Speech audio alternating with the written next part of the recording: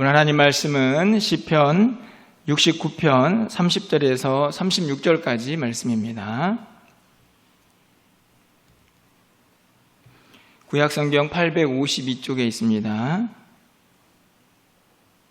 시편 69편 30절에서 36절까지 말씀을 한 절씩 교독하고 36절은 함께 읽겠습니다.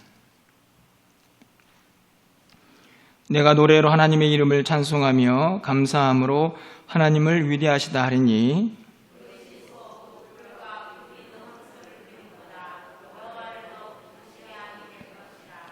공고한 자가 이를 보고 기뻐하나니 하나님을 찾는 너희들아 너희 마음을 소생하게 할지어다.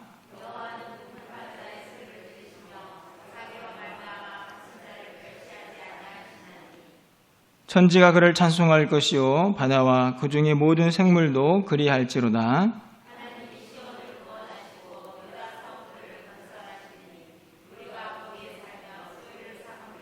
36절입니다. 그의 종들의 후손이 또한 이를 상속하고 그의 이름을 사랑하는 자가 그 중에 살리로다. 아멘. 오늘은 7월 첫 번째 주일입니다. 맥주감사주일로 지키는 날인데요. 여러분의 한 주간의 삶이 또 지난 6개월의 삶이 어떠했는지 저는 알 수 없지만 무엇보다도 맥주감사주일을 지키면서 우리의 감사가 또 하나님을 향한 마음이 회복되기를 바라는 그런 마음으로 또 오늘 말씀을 전하게 됩니다. 여러분들 지난 시간들을 좀 돌아보면 여러분의 삶에 불평이 많으셨습니까? 감사가 많으셨습니까? 여러분의 표정을 보니까 하나님 앞에 나와서 예배하는 오늘도 그렇게 기분이 썩 좋은 것 같지는 않습니다. 무슨 일인지 얼굴이 굉장히 어둡고 주님의 위대하심을 찬양했는데 여러분의 마음은 굉장히 답답하다 하는 생각이 오늘 설교자의 마음에 들게 되는데요. 그것과는 상관없이 하나님께서 예배하신 은혜가 여러분 심령 가운데 넘쳐나기를 바라고 무엇보다도 오늘 말씀을 통해서 우리 안에 하반기는 정말 하나님신 기쁨 그리고 감사의 회복의 역사가 일어나는 그런 결단과 다짐의 시간이 되기를 소망해 봅니다. 최근에 이런 기사를 보았습니다. 한 회사에서 부품을 담당하는 업체 직원들에게 계약서를 쓰게 했는데요. 그 기사를 다루는 타이틀이 노예 계약서다, 이런 제목의 기사를 보았습니다. 여러 가지 내용들이 있었는데요. 그 중에 한 부분에 이런 내용이 있었습니다.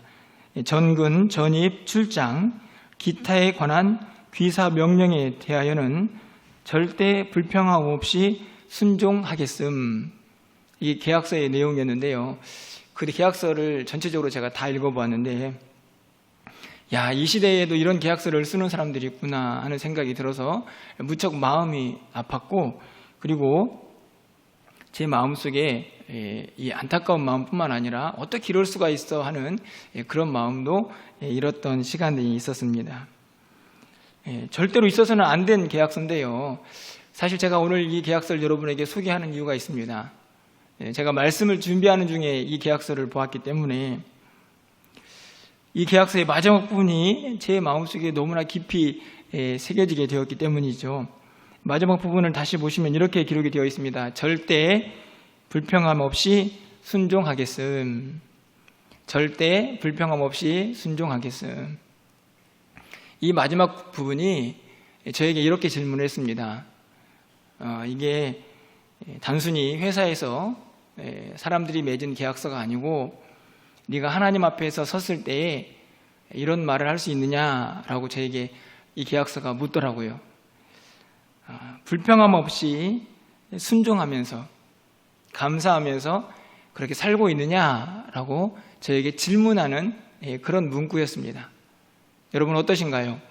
절대 불평 없이 순종하겠음. 사실은 우리가 이런 마음을 가지고 신앙생활을 하지 않습니까?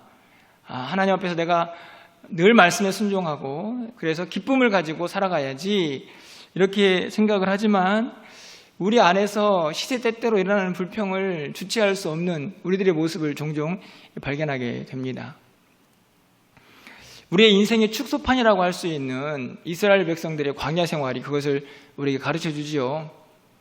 40년 동안 그들은 광야 생활을 통해서 참 마음이 많이 바뀌는 것을 볼 수 있습니다. 감사하다가도 불평하고, 또 하나님 은혜의 기쁨을 간직합니다 라고 그렇게 외치다가도 또 불평하고 불만을 간직하며 살았던 그들의 모습이 결국 오늘 우리의 삶에도 그대로 드러나고 있지 않나 하는 생각을 갖게 되는 것이죠. 그래서 이 계약서가 절대 불평 없이 순종하겠음이라는 이 문구, 그것이 참 많은 도전을 저에게 주고 있지 않나 생각이 듭니다. 오늘 다윗의 시는요, 그런 마음을 갖고 있는 저에게 또 한 번 큰 울림을 주고 있는 본문이라고 생각이 들었습니다. 우리가 읽은 30절 이하의 말씀을 보면 내가 노래로 하나님을 찬양하고 감사하겠다, 이런 내용이 나오죠. 하나님을 향하여 노래를 부른다는 자체가 이미 그 마음속에 감사가 넘치고 있고 기쁨이 있다는 것을 가르쳐주는 구절입니다. 그런데 사실 우리가 30절부터 말씀을 읽었기 때문에 이 말씀은 감사의 노래이구나, 이렇게 기억을 할 수 있을 텐데요. 사실 이 시편 69편 전체는 학자들이 슬픔 탄원시라고 이야기하는 내용이 담겨져 있습니다. 다시 말하면 1절부터 29절까지의 내용에는요, 이 다윗이 처한 안타깝고 힘든 상황들이 고스란히 담겨져 있는 것이죠. 여러분 2절 말씀을 좀 가서 보시면요, 이렇게 기록이 되어 있습니다. 나는 설 곳이 없는 깊은 수렁에 빠지며 깊은 물에 들어가느니 큰 물이 내게 넘치나이다.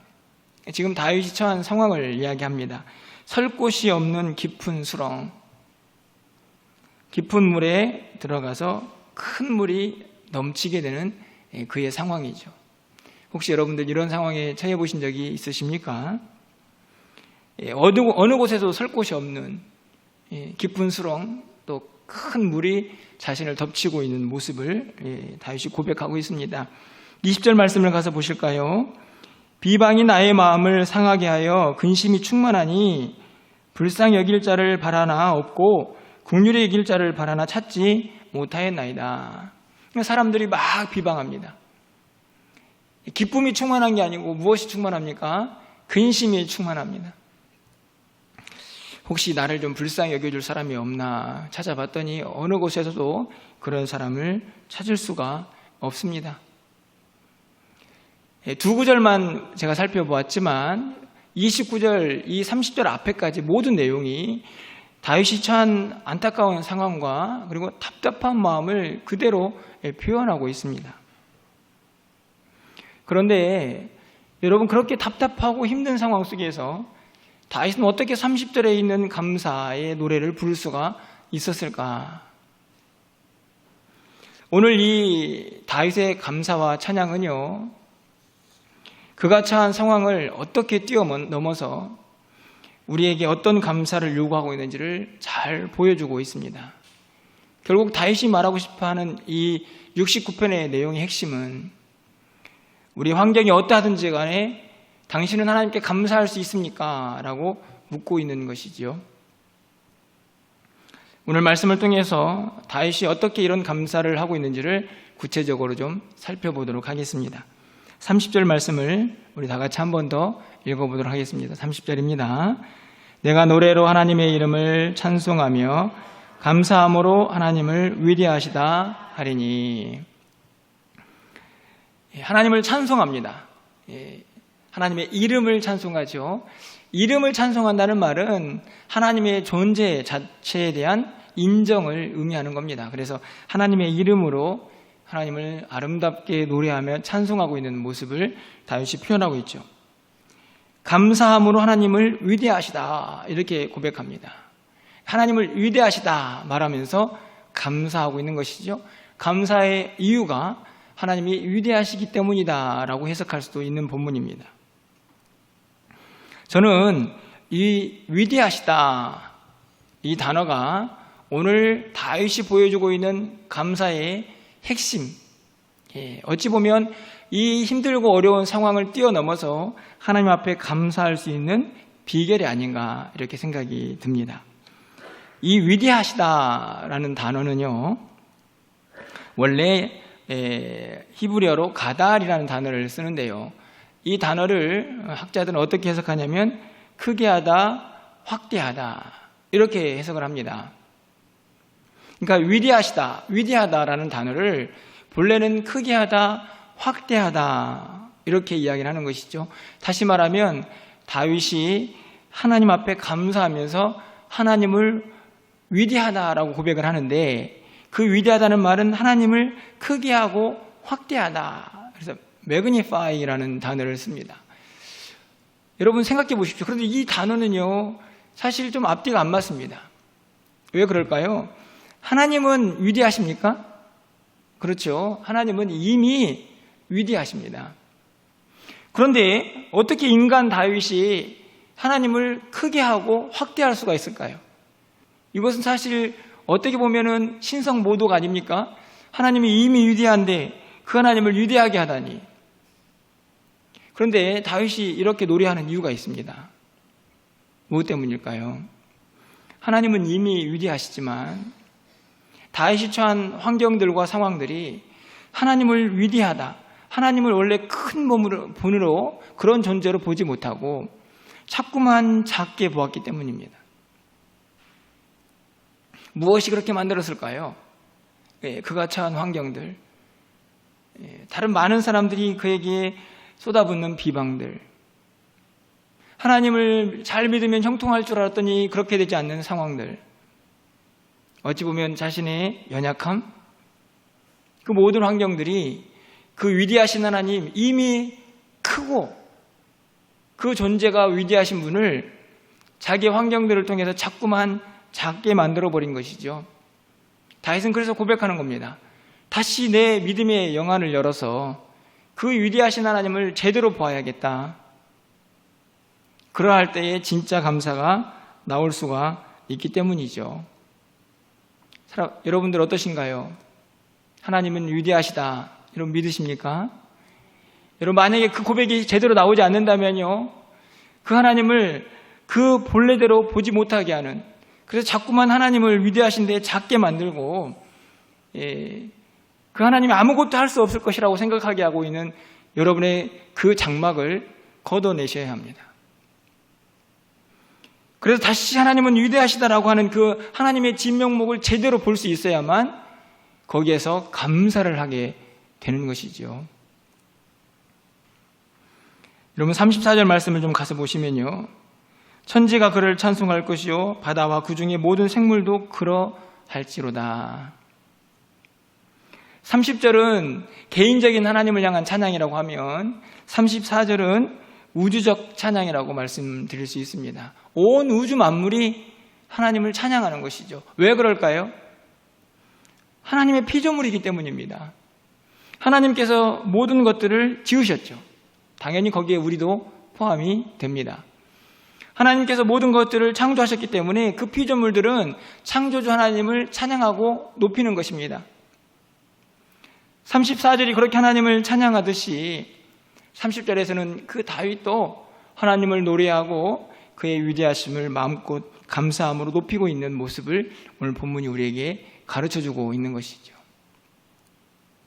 30절을 보아도 34절을 보아도 여러분, 다윗이 하나님을 찬양하고 감사하는 이유가 분명하지 않습니까?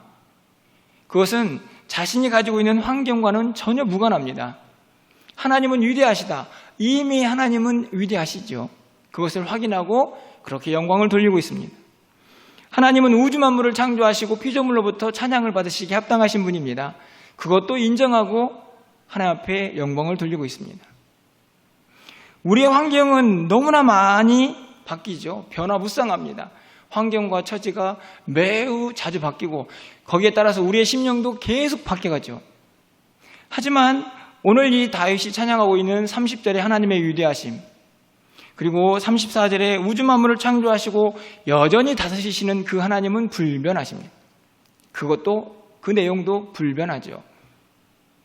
그러니까 하나님 앞에 다윗이 찬양할 수밖에 없는 것입니다. 자신의 환경을 뛰어넘어서 자신이 아무리 힘들고 어려워도 고난 가운데 있어도 그 하나님이 하신 일들은 변함이 없고 여전히 다 있고 함께하고 있기 때문에 그 하나님을 찬양할 수밖에 없는 것이죠. 여러분, 우리가 찬송가 79장을 불렀습니다. 그 후렴 가사가 생각이 나십니까? 주님의 높고 위대하심을 내 영혼이 찬양하네. 주님의 높고 위대하심을 내 영혼이 찬양하네. 사실은 여러분과 함께 불러보고 싶은 마음이 굴뚝 같은데 다른 방향으로 갈까봐 두려워서 부를 수는 없겠습니다. 주님의 높고 위대하심을 내가 찬양합니다. 위대하심을 찬양합니다. 여러분, 그러면 그 앞에 1절, 2절, 3절, 4절 가사가 있었죠. 이건 후렴이니까. 그럼 1절, 2절, 3절, 4절의 가사는 무슨 내용을 담고 있을까요? 하나님이 얼마나 위대하신가의 내용을 담고 있겠죠. 여러분, 79장이 확인하고 있는 하나님의 위대하심이 어떤 것인지 한번 볼까요? 1절 가사를 보시면요. 주 하나님 지으신 모든 세계 내 마음속에 그리워볼 때 하늘의 별 울려 퍼지는 내성 주님의 권능 우주에 찾네. 하나님이 창조하신 우주 만물을 보니 감사와 찬양. 하나님이 위대하시구나. 저 수많은 별들을 저렇게 완벽하게 운행하시고 다스리시니 하나님은 위대하시구나. 2절을 보십시오. 숲속이나 험한 산골짜기에서 지저귀는 젖의 소리들과 고요하게 흐르는 시냇물은 주님의 솜씨 노래하도다.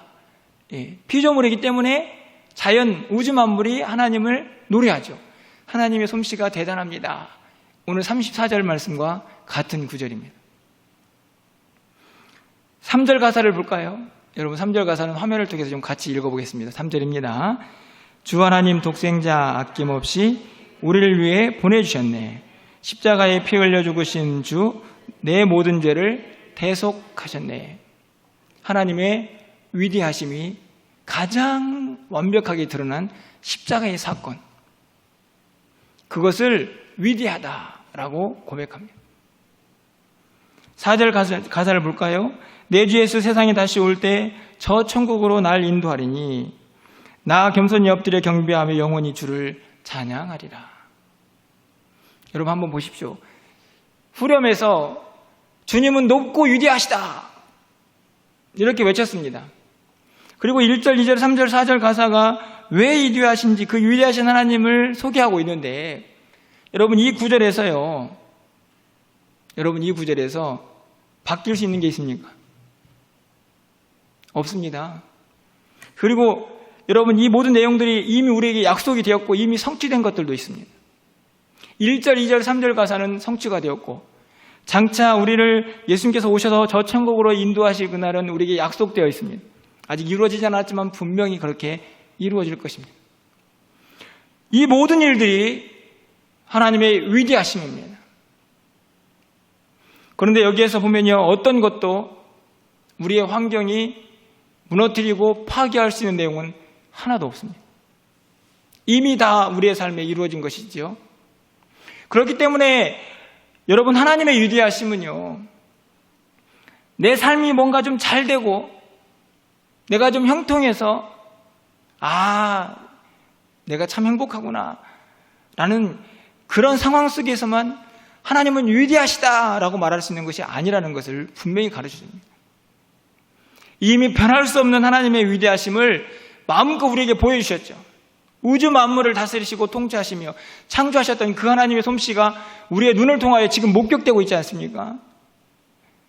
죽을 수밖에 없는 죄인들이, 죄가 무엇인지도 모르고 그렇게 살다가 죽을 죄인들이 이렇게 하나님 앞에 나와서 하나님을 찬양하고 주일마다 하나님 앞에 영광을 돌리며 예배하고 있습니다.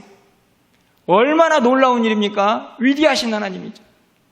그뿐만이 아니라 이렇게 이 세상에서 힘들고 어렵고 때로는 불평하고 말씀대로 살지도 않는 저희들을 끝까지 붙잡아 주셔서 결국에는 하나님 나라로 영생으로 인도하시겠다고 약속해 주셨으니 그 하나님이 얼마나 위대하십니까? 그런데 그 위대하신 하나님은요, 절대로 변하지 않으십니다. 그 내용도 변하지 않습니다. 다만 무엇만 바뀔 뿐입니까? 우리의 환경만 바뀔 뿐이죠. 그런데 안타깝게도 우리의 환경이 자꾸만 이 위대하신 하나님을 가리는 것이죠. 그래서 다윗이 고백하는 겁니다. 다시 그 하나님을 크게 해야겠다. 그 하나님의 위대하심을 다시 본래대로 내가 볼 수 있어야겠다. 그래야 할 때만이 진짜 감사를 하나님께 드릴 수가 있게 되기 때문입니다. 여러분 왜 불평하고 원망하십니까? 한번 그 불평의 이유를 생각해 보신 적이 있으신가요? 저는 문득 이런 생각이 좀 들었습니다. 우리가 이 세상의 엉뚱한 것에 그 위대함에 주눅이 들면 불평과 원망이 나오는 것은 아닌가. 진짜 하나님의 위대하심 앞에 우리가 굴복하고 그분을 만나게 되면 경배와 찬양과 감사가 나오지만 세상이 무엇인가 위대하다고 생각해서 그 앞에 서게 되면 주눅이 듭니다. 그렇지 않습니까, 여러분? 좀 극단적인 예지만 최근에 그런 기사를 보았습니다. 최근에 어떤 명품 회사에서 가방 가격을 갑자기 100만 원 올렸다고 합니다. 그래서 가격을 보니까 조금 작은 가방들도 막 1000만 원 이렇게 가더라고요. 그런데 그 기사의 타이틀이 참 재미있었습니다. 그렇게 올렸지만 끝이 없는 명품 사랑.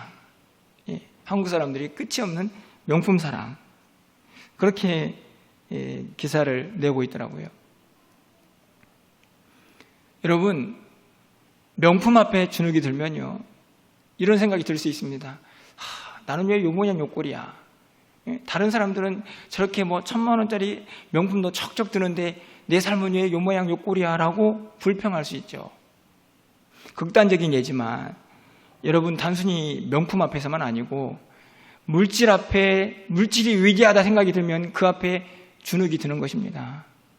그것이 내 안에 채워지지 않으면 불평과 원망이 일어나죠. 건강도 마찬가지고요, 명예도 마찬가지입니다. 이 세상의 것들이 무엇인가 하나님 말고 다른 것이 위대하다고 생각이 들면 그것이 채워지지 않을 때 우리는 주눅 들고 불평하고 원망하게 되어 있습니다. 다윗은 분명하게 우리에게 이야기합니다. 하나님이 얼마나 위대하신지, 앞으로의 하나님의 위대하심이 아니고 이미 행하신 그 기이한 일들을 우리가 분명히 깨닫고 그 위대하심을 우리가 알 때만이 진짜 감사와 영광을 돌릴 수 있다라는 사실을 우리에게 가르쳐주고 있는 것이죠.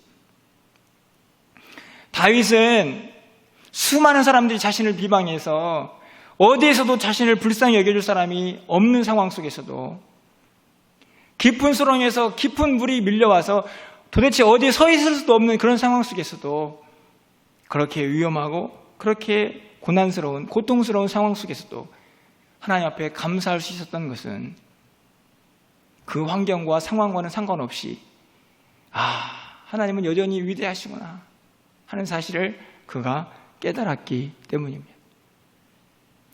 그 고백이 우리를 진정한 감사로 이끌어가는 것입니다. 바라기는 여러분에게 그 감사가 회복될 수 있는 이 아침이 되기를 간절히 축원합니다. 여러분, 하나님을 향한 이 찬양과 감사가 얼마나 가치 있는 것인가를 한번 살펴봐야 합니다. 여러분, 31절 말씀을 가서 보실까요? 이것이 소 곧 뿔과 굽이 있는 황소를 드림보다 여호와를 더욱 기쁘시게 함이 될 것이라. 이 감사가, 하나님은 위대하시다라고 하는 이 감사가 하나님을 얼마나 기쁘시게 하는지를 분명히 기록하고 있습니다. 이 구절은 하나님이 재물을 싫어하신다는 말씀이 아닙니다. 이스라엘 백성들이 하도 그냥 아무런 생각 없이, 마음도 없이 재물을 드리니 제대로 그 마음이 담긴 그 하나님을 향한 감사, 그것이 하나님을 얼마나 기쁘시게 하는 것인지를 깨달으라 하는 말씀이죠.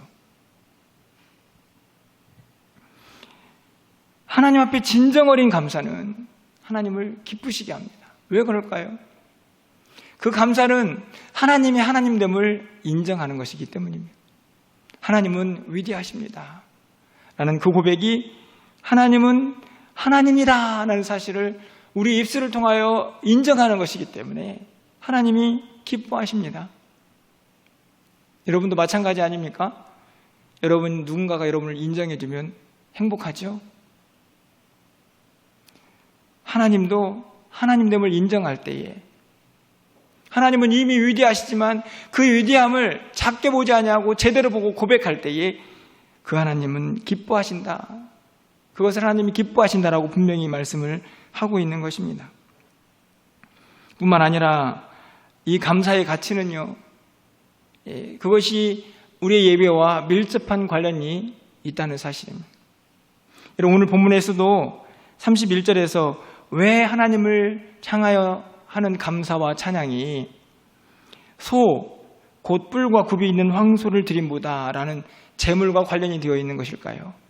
그것은 감사가 우리가 드리는 하나님을 향한 예배와 밀접하게 연관되어 있기 때문입니다. 여러분, 레위기 22장 29절 말씀에 가면 이렇게 기록되어 있습니다. 너희가 여호와께 감사제물을 드리거든 너희가 기쁘게 받으심이 되도록 드릴지며. 그 하나님께 제사를 드리는데 이미 그 제사의 항목 중에 감사 제물이라는 항목이 있을 정도로 감사는 제물과, 다시 말하면 제사와, 한 번 더 말씀을 드리면 예배와 밀접한 관련이 있다는 사실을 우리가 알 수 있습니다. 히브리서 13장 15절 말씀도 마찬가지죠. 그러므로 우리는 예수로 말미암아 항상 찬송의 제사를 하나님께 드리자. 이는 그의 이름을 증언하는 입술의 열매니라. 찬송의 제사, 찬송이 제사와 연결되어 있습니다. 그 제사에는 제물이 있고요, 그것은 오늘날 우리의 예배와 같은 것이죠. 여러분, 그래서 우리가 예배 시간에 무엇을 합니까? 하나님을 찬송하죠. 그 찬송에는 무엇이 담겨져 있습니까? 위대하심을 고백하는 내용이 담겨져 있습니다. 뿐만 아니라 감사가 담겨져 있죠. 여러분, 로마서 12장 1절 말씀에 이렇게 기록되어 있습니다. 그러므로 형제들아, 내가 하나님의 모든 자비하심으로 너희를 권하노니 너희 몸을 하나님이 기뻐하시는 거룩한 산제물로 드리라. 이는 너희가 드릴 영적 예배니라.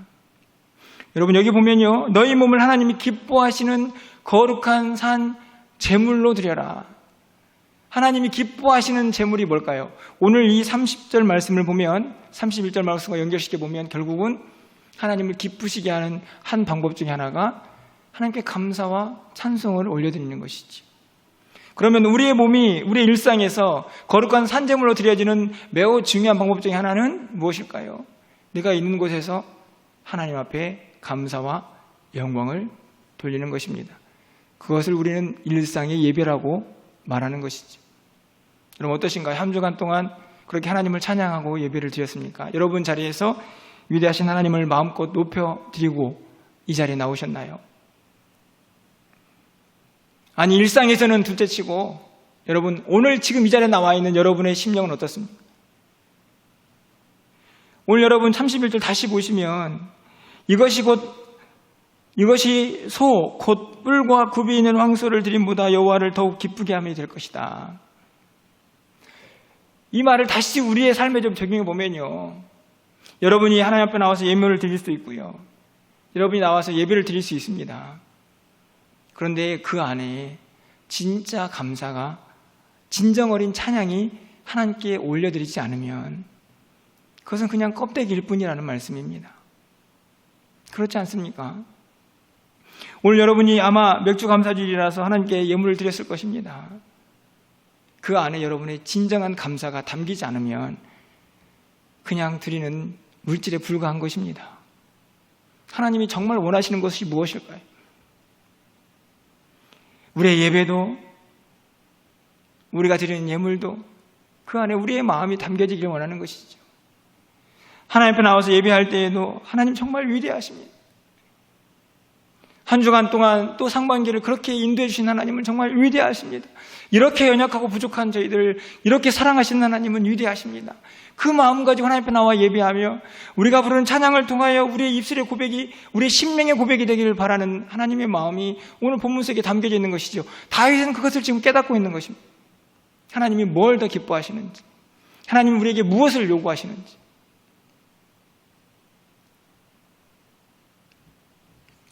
여러분 어떠십니까? 오늘 맥주 감사주일인데 7월 첫 번째 주일을 하나님께 드리고 있는데요, 여러분 이 예배 가운데 여러분 감사와 찬양, 감격과 기쁨이 넘쳐나고 있으신가요?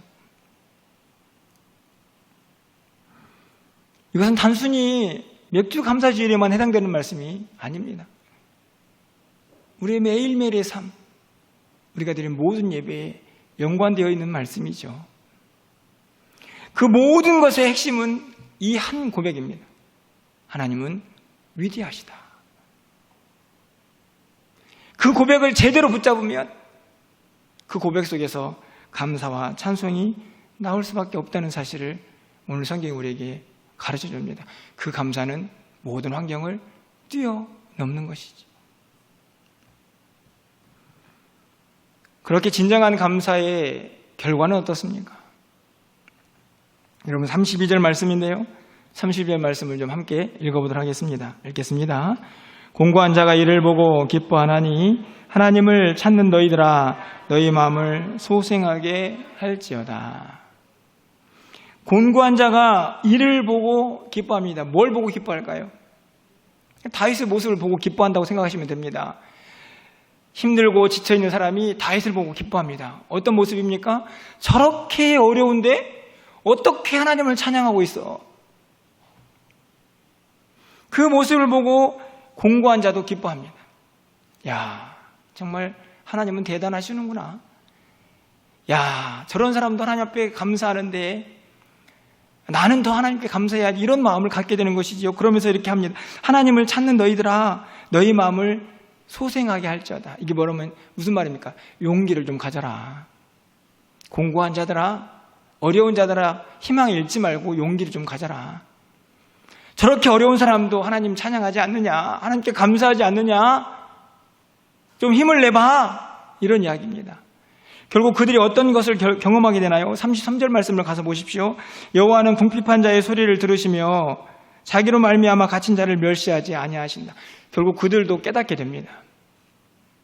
처음에는 그냥 누군가를 보면서, 그렇게 어려운 상황 속에서 하나님을 찬양하고 감사하는 그 사람을 보면서 참 대단하구나 라고 생각했던 그들도 이제는 진짜 하나님을 경험하게 되는 것이죠. 여호와는 궁핍한 자의 소리를 들으시는구나, 그러니 내 기도도 들으시겠구나 라고 하나님을 그들도 깨닫게 되는 것입니다. 어떻게 됐을까요? 그들도 여호와는 위대하시다, 하나님은 위대하시다 라고 동일하게 고백하게 되는 것이죠. 저는 이것이 감사의 전파력이라고 생각합니다. 예. 감사도 불평도요, 막강한 전파력이 있어요. 요즘 코로나 바이러스가 변이를 일으켜가지고 뭐 델타 플러스 이런 이야기 하더라고요. 특징이 뭔가요? 이전의 바이러스보다 훨씬 더 막강한 전파력입니다. 여러분, 바이러스만 전파력이 있는 게 아니고요, 감사도요, 불평도요, 전파력이 있습니다. 그래서 감사하는 사람 옆에 가면 우리도 감사하게 되고, 불평하는 사람 옆에 가면 우리도 같이 불평하게 되죠. 바라기는 여러분이 속한 공동체는 좀 감사가 넘쳐나기를 원합니다. 감사가 많은 사람들에게 좀 무섭게 좀 전파가 되어서 우리 멸류관교회도, 여러분이 속한 부서도, 여러분의 가정도 불평과 원망이 아니라 하나님을 향한 감사와 찬송이 끊이지 않는 그런 공동체가 되기를 소망합니다. 여러분, 마지막으로 이 감사는 결국 어디를 향해 갑니까? 여러분, 35절 말씀을 가서 보십시오. 하나님이 시온을 구원하시고 유다 성읍들을 건설하시리니 무리가 거기에 살며 소유를 삼으리라. 하나님이 이 감사하는 자들을 위하여 만드신 성읍, 건설하신 성읍을 그들이 소유하게 될 것입니다. 36절 말씀을 마지막으로 함께 좀 읽어보겠습니다. 36절입니다. 그의 종들의 후손이 또한 이를 상속하고 그의 이름을 사랑하는 자가 그 중에 살리로다. 아멘. 하나님이 만드신 그 땅에서 그들이 그 유업을 누리게 될 것이다. 오늘 이 36절의 끝부분에 가보면요, 갑자기 그의 이름을 사랑하는 자가 나오죠. 저는 이 구절도 참 은혜가 됩니다. 하나님께 감사와 찬송을 드리는 사람은 어떤 사람일까요? 하나님을 사랑하는 사람. 하나님을 사랑하는 사람이 진짜 하나님 앞에 감사를 드릴 수 있는 것이고요, 그 사람은 결국 하나님이 유업으로 그에게 약속한 땅을 얻게 될 것입니다. 그리고 그 감사는 지치고 상하고 곤고한 자들에게도 영향을 주어서 그들도 감사하게 할 것입니다. 말씀을 맺으려고 합니다. 여러분, 죄송하지만 한번 저를 따라해 주시기를 바랍니다. 하나님은 위대하시다. 여러분, 하반기 이제 시작됩니다. 6개월 동안 여러분 이 구절을 절대로 잊지 마십시오. 하나님은 이미 위대하십니다. 여러분을 지금까지 인도하신 그 하나님을 생각만 하면 하나님이 얼마나 위대하신지 여러분은 분명히 기억할 수 있을 것입니다. 한 주간 동안 성도님들의 이런저런 소식을 들었습니다. 소식을 들으면서 제 마음속에 얼마나 눈물이 많이 났는지요. 하나님, 어떻게 삶이 저렇게 힘이 듭니까? 제 마음이 너무 안타까워서 뭐라고 위로하기가 참 어려운 그런 소식을 접했습니다. 그때마다 제 마음속에 무거움이 있습니다. 그런데 오늘 본문을 보면서 다시 위로를 받습니다. 다윗이 그렇게 힘들고 어려운데 그 환경을 뛰어넘는 감사와 찬송을 올리고 있지 않느냐? 하나님은 이미 위대하시지 않느냐? 우리의 환경이 조금 힘들고 어려워도 우주 만물을 창조하시고 여전히 통치하시고 다스리시는 그 하나님, 이 죄 많은 인생을 구원하시고 영원한 생명을 약속하신 그 하나님의 위대하신 사역이 여전히 우리와 함께 하고 있는데, 그리고 변함없이 우리 가운데에 하나님 앞에 가는 그 순간까지 우리를 지키시고 인도하시겠다고 약속하신 그분의 신실하신 약속이 우리와 함께하고 있는데, 우리가 좀 힘들고 어렵다고 너무 낭망하지 말아야지 하는 위로가 제 마음속에 일어나게 되었습니다. 여러분 모두에게 이 위로가 넘쳐나기를 바라고, 그리고 여러분 모든 환경을 뛰어넘는 하나님의 위대하신 역사가 여러분과 여전히 함께하고 있다는 사실을 기억하시면서 그 환경을 뛰어넘는 감사와 찬송을 하나님께 올려드릴 수 있기를 바랍니다. 그 감사가 하나님을 기쁘시게 할 것입니다. 그리고 지치고 상한 우리 옆에 있는 사람들도 기쁘게 할 것입니다. 그리고 우리 자신도 우리의 심령 가운데 말할 수 없는 기쁨으로 넘쳐나게 될 것입니다. 그 은혜가 넘쳐나는 이 하반기 이 한 주간 되기를 주님의 이름으로 축원합니다.